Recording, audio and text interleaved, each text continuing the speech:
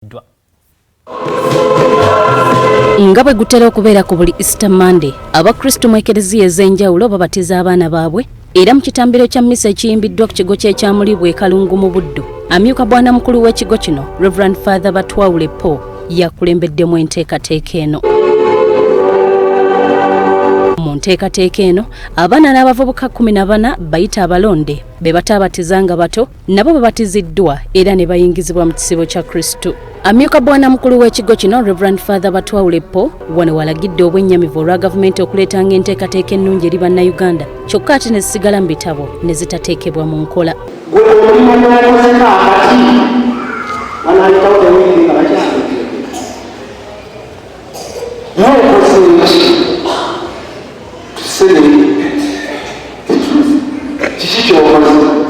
Mu ngeri y'emu akukkulumidde abakulembeze abatafuddeyo kutuusa buweereza ku bantu kyokka ne badda mu kwekkosa bokka na bokka.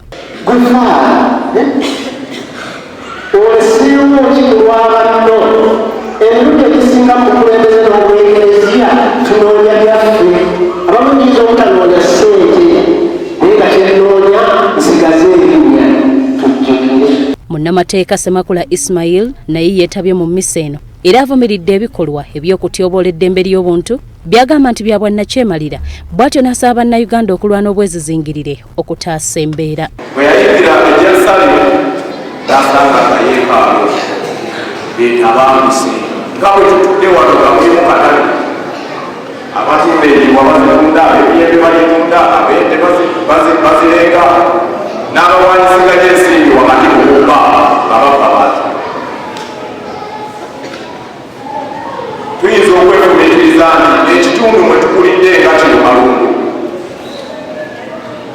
Saagala kwogera byabuzi tulifudde naye oyinza okwekangangera ebigenda mu maaso mu kitundu kyaffe bifaanaganako ne Kristo bye yasanga mu yeekaalu.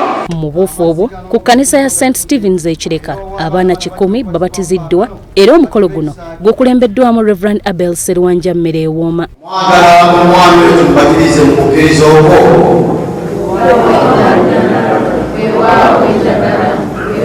Reverend Mere Ewooma akalaatidde abazadde okufaayo ennyo ku baana baabwe naddala abawala okweyisa obulungi mu nnyambala ne mu bye bakola baleme kubavumaganya.